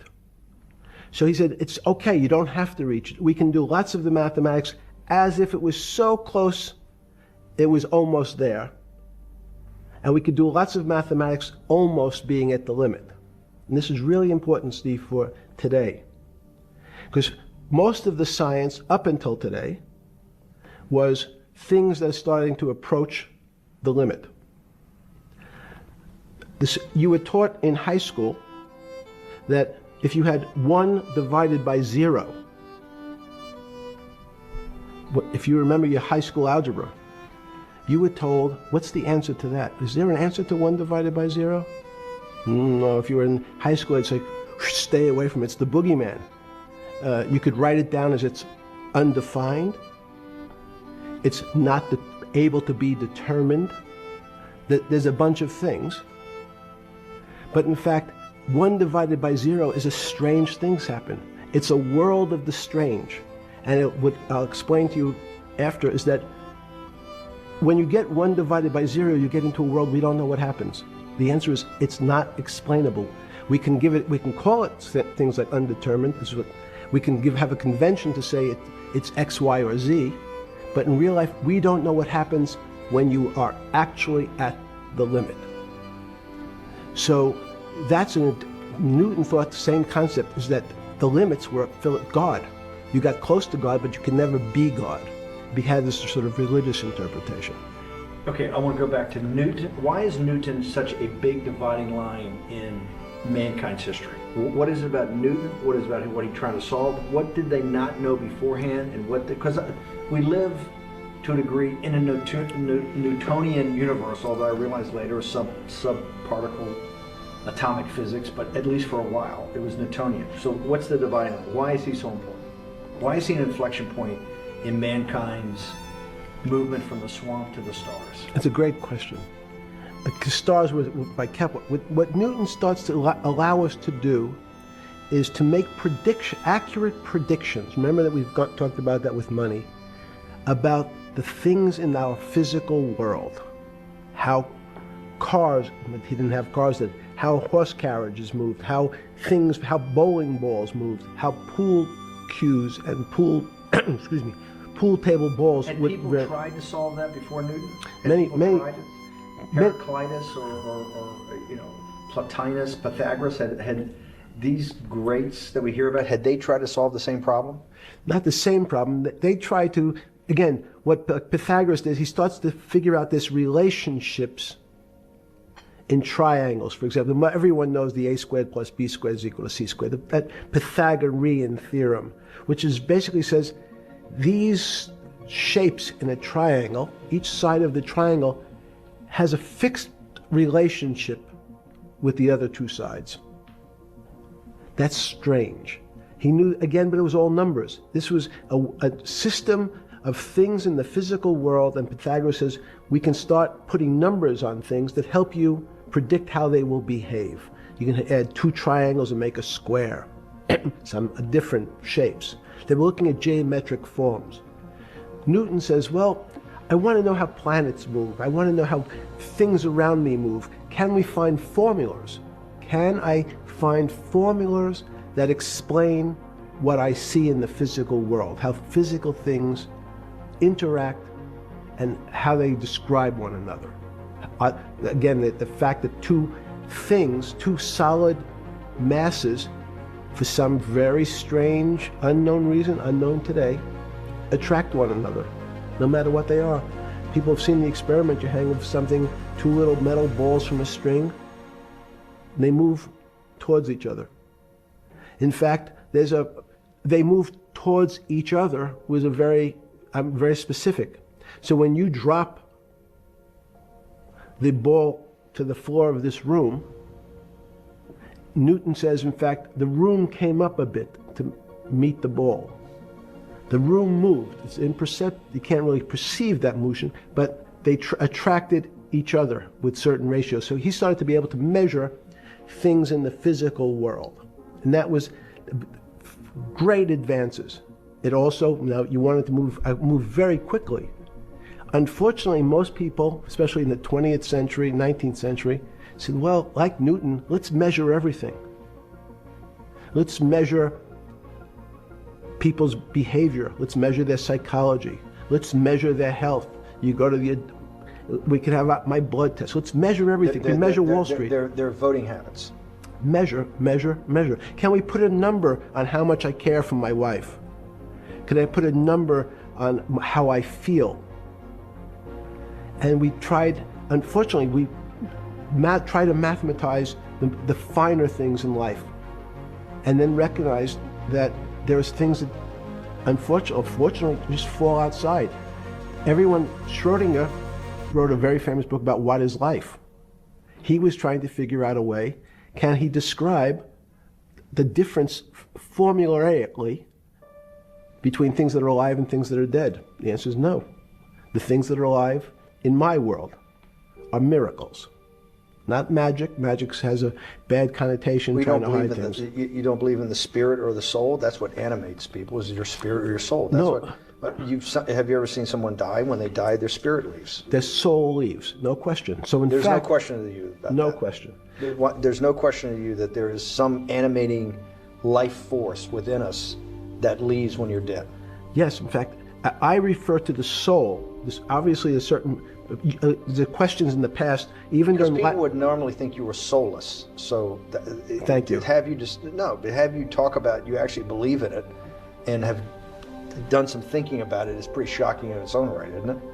Well, again, mathematics, Leibniz thought. So Newton was at Cambridge, and he was the head of the math department, right? He's a professor, essentially. Yes. But Leibniz, was Leibniz a German professor? Yes. But what Leibniz said is, the soul is so strange, because God took chemicals, which is simply the material, like tables, and he somehow made this material able to have a thought. How strange is that? Not only does it have a soul, but some way it was put together that this material substance is able to think. So when you say to me, it's obvious to everyone that there's such a thing as a soul.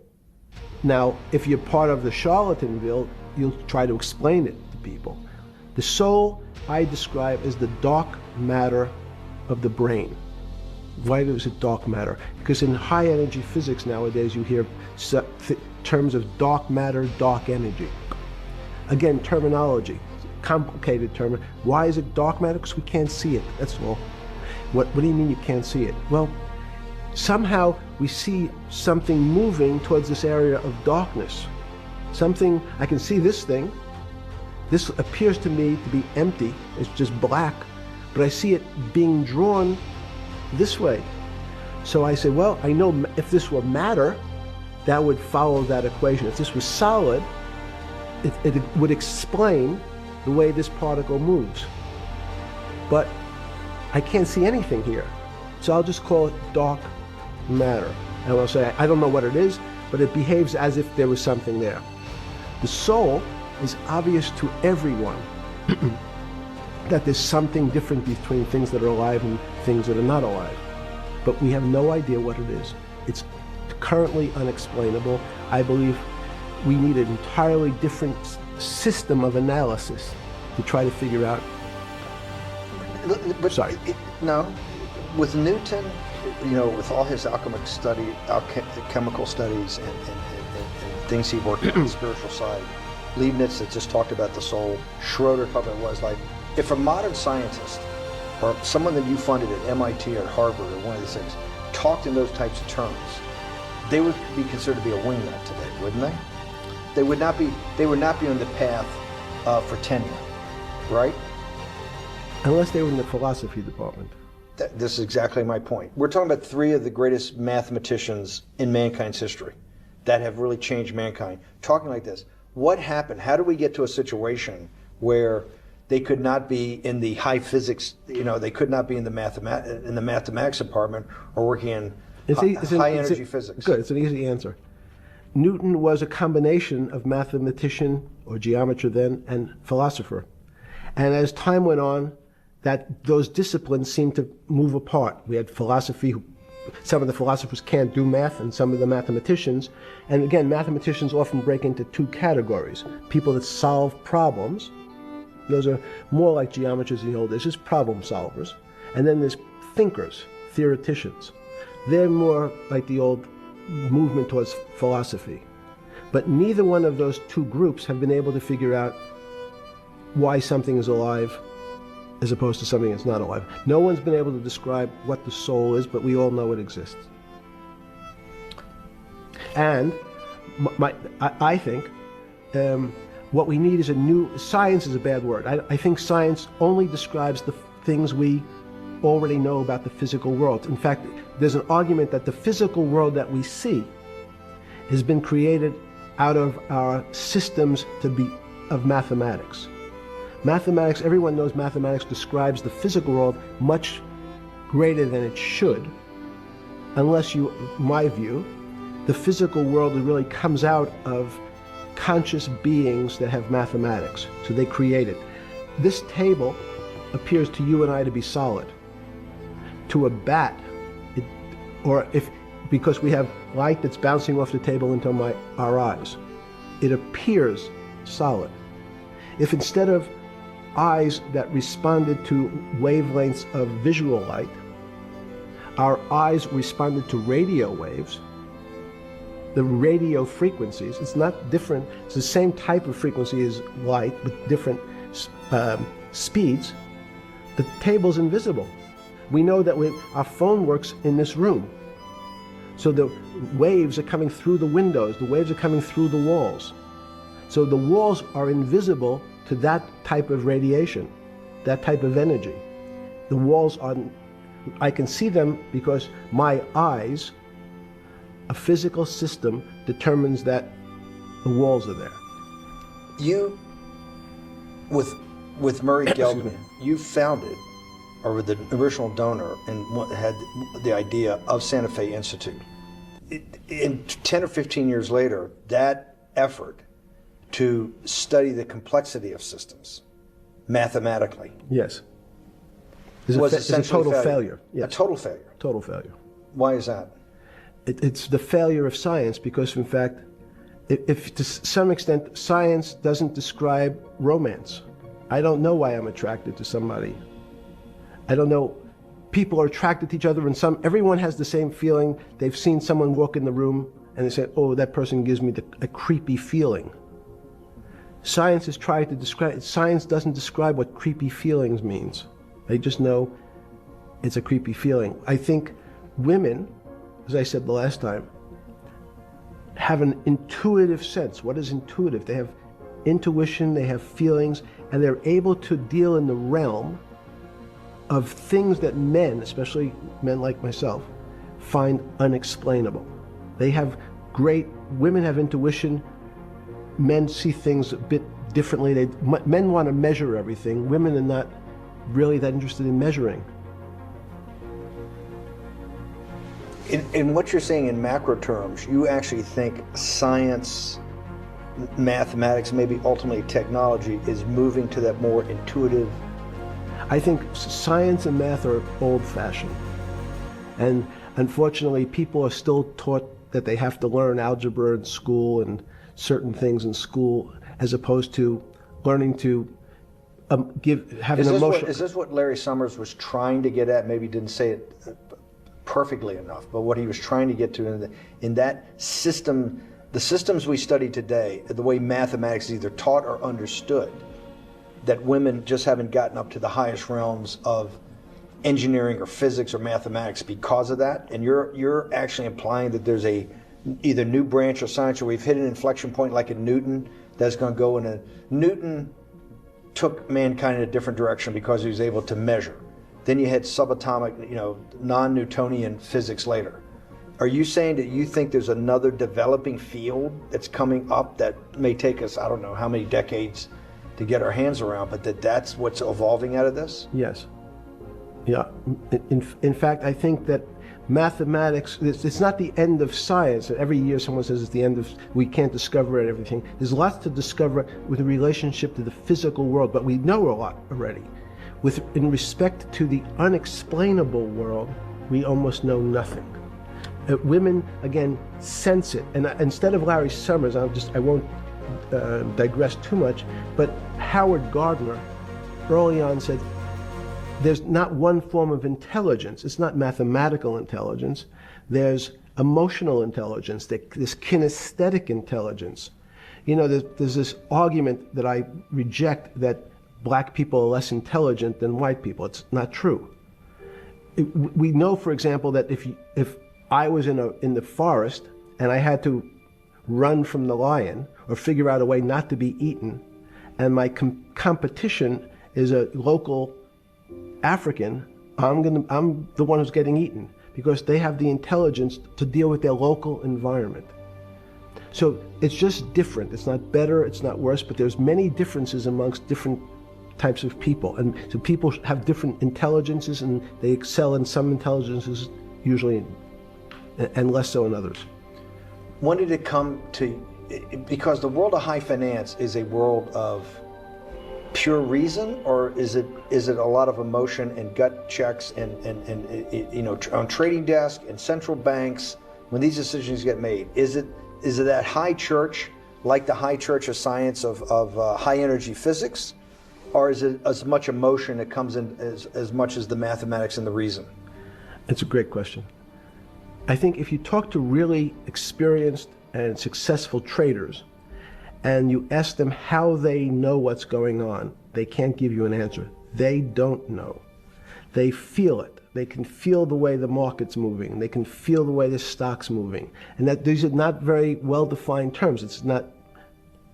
It's difficult to put in mathematics terms. How did I feel it? You could look back and make guesses what I was seeing.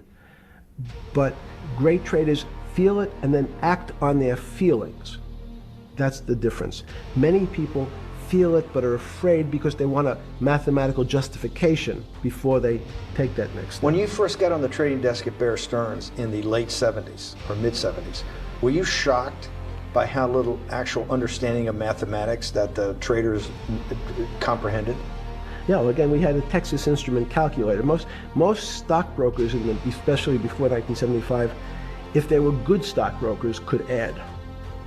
That's about it. They could multiply. If you could multiply, you were already in the top 15% of stockbrokers. Stockbrokers simply meant there's a story. When I went to the first person, I had no money. And I said, how much money do you make a year? And he said, $400,000. So Impossible. I'm making $10,000. That's probably more than your family had made in his entire Life. existence. Yes. And he makes it in a year. I said, what do you do? And he said, it's too complicated for you to understand. Which is what the main thrust of Wall Street people, they want to tell you it's too complicated. Because if you understood that that person was simply, he had a brother-in-law, in fact in this case, who ran the pension fund of General Motors. His brother-in-law would call him and say, buy 1,000 IBM. He'd hang up the phone, he'd write it out on a ticket and walk it to a window. That was his entire skill set. Hello, write what my brother-in-law says, walk it to a ticket window.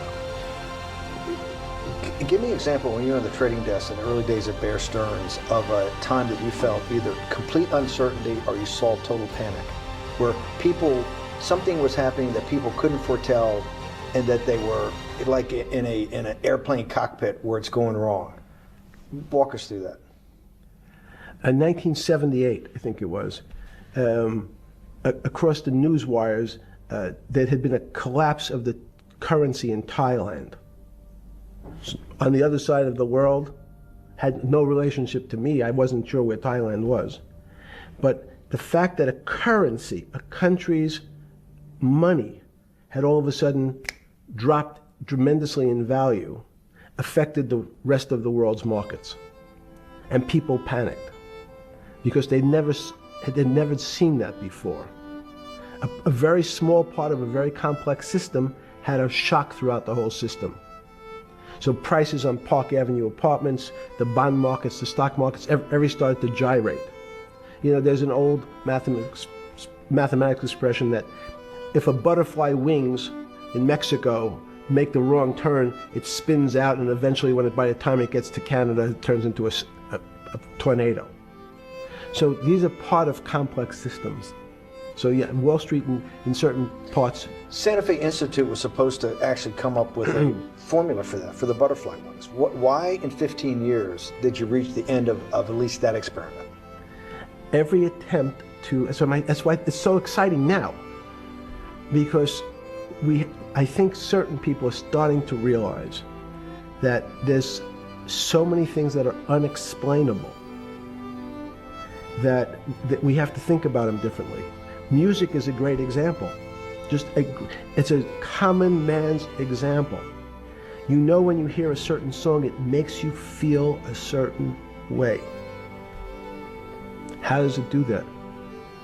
We don't know. We can't mathematize it. And even that music, Steve, nowadays we compress music. When you have a violin, it's compressed onto your iPhone. So what does compression mean? I'm taking lots of information and I'm cutting it into lots of pieces and squishing it together. And when I squish it or compress it, I have to take out lots of pieces, but I say that they're not very important pieces. It's those pieces that we take out when we compress data, to me, are the most interesting parts of life. You just said a while ago, part of this new search for science may go back to when people were actually talking about a soul, and you said there's no doubt in your mind that there is a soul.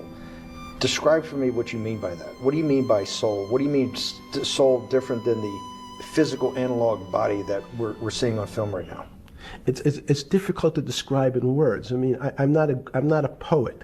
Poems get a little closer to what that really means. But even the concept of what is life becomes complicated when you deal with plants and seeds. Is a seed alive? I don't know. Certain people would say, no, it's dead. When you're a banana, one of my favorite examples is the banana that's sitting on the countertop in your kitchen today. Is it alive or dead? What do you think about human life? What is human? Tell me about human life. But your banana is alive. That banana is breathing. It's on your. You say that's impossible, Jeffrey. No, it's not. Is the banana conscious? All these are words.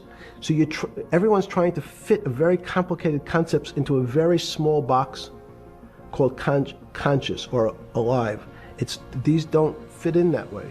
So if you put your banana in a bag and put another fruit in with it, the fruit ripens faster because the banana breathes with it. We don't understand most of those things. So you asked the big question. Sorry. You talk about the life. What about human life? What about it? Tell me what do you think? What do you think human life is? It's a miracle. It's a miracle. And when I say miracle, I can't explain it, and I make no attempt to explain it at the moment. We don't know how to think about it. And anyone, again, another one of the Feynman quotes when he was talking about quantum physics. He said, anyone, Jeffrey, who says they understand quantum physics and quantum mechanics and quantum behavior, you know they're lying. Let's talk about it. That's post-Newtonian. Talk about what's the difference. Who founded quantum mechanics? Why is quantum mechanics taking Newtonian physics and taking it to the next level? It forms a much broader category. Let's go back to this desk. You use the thing of Newton using this desk. Why can't Newton's theory explain everything? Why did subatomic quantum mechanics or quantum physics have to come in to explain this? Well, so let's go right back to square one. Why is it called quantum physics? So quanta is a word that simply means packet, small amount. So it's quantized. So we recognized, when we recognized that this table appears, another very complicated word, solid to us, it's really made up of molecules or atoms. And atoms, we've given lots of names to what some of the behaviors. If you were in school, when you and I were in school in the 50s, the model was a little center thing in the middle, and an electron went around and around it. It was seen as a ball that went around and around it. And as we started to say, well, let's see what this ball looks like. I want to be able to examine that little thing called an electron. We found that there was nothing there. There wasn't the thing. It was simply a cloud of energy that we can call an electron. So we already started to see mysterious things as we go into very super small quantities, quantum physics. So quantum physics started to go into the very small, and at very small distances, we see things that we can't explain. We just cannot explain. How am I doing on time? 4 minutes. Fine. And to summarize, Let's go back to human life. When do you think human life starts? It's not these. So you see, this is the question. You're asking me to measure something again. It's the disease. It can't be measured. You just hate making commitments. That's why I'm not married. I'm peeling this onion back a layer at a time. All your bullshit and happy target can't be measured like that. Is that to say measure it's a commitment. You don't even like a commitment when you answer a question. I don't. As they say in golf, commit to the shot. I don't know what it means to be measured. You do know what it means to be measured. You're one of the leading currency traders, hedge fund guys, or stock market financial wizards. You're in the high priesthood of high finance. You certainly know how to measure. That's why you're a billionaire. Any other answer besides that is total and complete bullshit, and you know it. I know very few things. You know things can be measured. You measure every day. You weigh and measure every day. You weigh and measure people. You weigh and measure leaders. You weigh and measure economies. You weigh and measure politics. It's a very good. You weigh and measure. You weigh. Hang on. Your whole life, in fact, is measuring. So what you've now done is a great thing, is you've used the word measure, a mathematic term, in the common vernacular, and abused it. So I don't even recognize what it means. It's so abusive to my field. Why? And let's go to that. In mathematics, measure means what specifically? There's no specific. It's an approximation, or giving something a number. If Einstein said, we're not asking you to go to the 9th decimal point. You didn't say that before. No, you're not going to the 9th. I don't even. What if I say measure how tall are you? You'd say 6 foot. 6 feet. But is it 6 foot 1 inch? Give or take, between 5'11" and 6 feet. But what's that? But I want. So the question is, I want an accurate. I got Zeno's paradox. I don't even know what it means to measure you. Am I measuring the top of your hair, the top of your skull, and the finer, the more. You're being rabbinical. This is like. I shaved my beard off. I used to be rabbinical. No, my point is, isn't that going through the Torah where you're parsing every definition?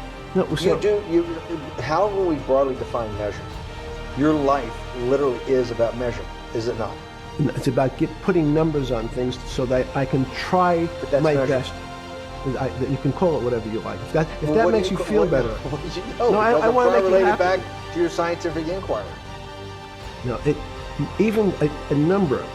People don't. A number is a complicated When did thing. you come? When did you come to this When did you come to this aha moment? Was when it was in your solitary confinement, when the biggest financial crisis in world history was going on, in your 7x9 jail cell with your metal bed and your two brushes because you were a trustee with the brown uniform on, trustee spelled wrong. Is that the moment of clarity that you had about science and Newtonian physics and everything that we can measure is really not going to be the way we go forward? It's going to be much more esoteric, emotional intelligence thing. Was that your moment of clarity? I wish it was, because it would make such a great story for this interview, but it's not. It's the fact that I lead such a privileged life to come across. But when did you? If it didn't happen then, when did it? Or did it happen before? I was going to hopefully get to the. Okay. I'm in a privileged position to have some of the world's smartest people come to my house and tell me what they think about different subjects, and I finally realized that the thing that they had most in common was there was this area, no matter how smart they were, that when I asked them the questions, they said they'd have to resort to a 500 or 1,000-year-old response to that question, which was, I don't know. You know who else found that out? Socrates. That's what Socrates kept doing, right? Socrates kept asking all the experts. He would go through, question after question after question, and realize at the end they didn't really know. They really didn't basically understand what they were talking about. And one of the things that people won't enjoy, it turns out that potentially one of the bad things to teach children is how to write. Writing, reading, and arithmetic was everyone's supposed to be taught. But writing forces you into a very narrow channel of thinking. You have to write in a certain form, in a certain way, in a certain linear pattern. So your thinking becomes somewhat narrow. The reason I brought up writing is one of the recent discoveries of mine with respect to Socrates, Plato, and Aristotle, is they never wrote anything. They spoke, and people around who could write wrote. Socrates could think. So that was... Jesus of Nazareth was the same way, right? Never wrote anything. I thought he was a carpenter. He was a carpenter. Didn't he need like a little carpenter's tool? I don't want to get that. But at least his written record. Right. One last thing. Sure. Thank you for having me to your house.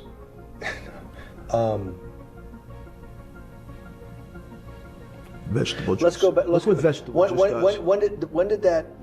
The beginning of that. Was there any one aha moment in all these great thinkers? Did it happen before 2008? Was it after? That came up over, I know, many years. But when did you actually realize, hey, something new's got to be developed? Yeah, that's great.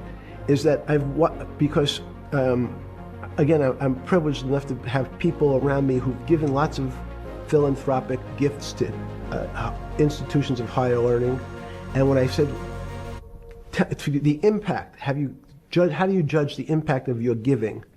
And we sat down and said, no really new ideas have come out. And I realized that, of course, it hasn't come out because we've been looking at using science and mathematics, and it's the wrong tool. It's obvious. Institutions that are set up and try to put forward knowledge and understanding and truth, should they take your money? Derek Bach at Harvard said, taking money for good causes is a good thing. So if Hitler took all the gold out of the teeth of the Jews and said, I want to give this to Heidelberg University to fund the Leibniz chairs so that I can study high energy physics, Derek Bach would say that was fine? Again, these questions are questions where good people on both sides, like your Charlottesville, could differ. I don't know the answer to So, this so question. tell us the two. Give us the two answers. What the one answer why it shouldn't be, and then the one answer. Derek Bach says, "I'll essentially take cash from anybody because I got so many projects, so many good guys, and this is the way I'll do it. So I'm indifferent to where the cash comes from. Money's money, and if I got good guys, I'm the fiduciary. Says these are good people and this is good research. Okay, I'll take the cash from any source, including you." What's the other argument? Let me give you that. I know in my case, Is your money dirty money? if you live in my, I just asked a question. Is your money dirty money? no, it's not. So in fact, Why is it so- not dirty money? because I earned it, a heart. But you earned it. I earned it We legally. went back to this before. You earned Yes. it. You earned it advising the worst people in the world, right? That do enormous bad things, and just to make more money. So instead of asking me the question, should you take the money? Because I think it's a legitimate question. Do you think it's a legitimate question? Yes, no Why? question. Because I think ethics is always a complicated subject, but I can tell you that with the money I gave to help try to eradicate polio in Pakistan and India, instead of asking me whether that money should be given to these children for vaccines, I think you might want to ask their mothers who received the vaccine, who know their child now won't get polio, and ask them if Epstein should have helped these people. If we with their walked in, money. if we walked in, you're is a that a fair mathematician. question? You're a mathematician. If we walked into that clinic where they're giving that money out to these people that are in the most dire straits of poverty and sickness, and told them that the money was coming from class 3 sexual predator? Tier 1. What's tier 1's the highest and worst? No, I'm The lowest? I'm the lowest. You're the lowest. Okay, tier 1, you're the lowest. But a criminal. Yes. That the money came from them. What percentage of people do you estimate? I understand you don't like probabilities. Do you estimate would say, "I don't care. I want the money for my children"? I would say everyone said, I want the money for my children. Did they know where the money came from? I think if you See, told them, if I told them the devil, 100%. himself, the devil himself said, I'm going to exchange some dollars for your child's life. Do you think you're the devil himself? No, but I do have a good mirror. It's a serious question. Sorry. Do you think you're the devil himself? I don't know. Why would you say that? Because you have all the attributes. You're incredibly smart. You remember the devil is the somebody devil knows. smart? The devil's brilliant. You read Milton's Paradise Lost. No, the devil scares me. Satan is at the number 1 or 2 archangel, and the reason he goes to hell and leads the rebellion is because he can't be the top guy.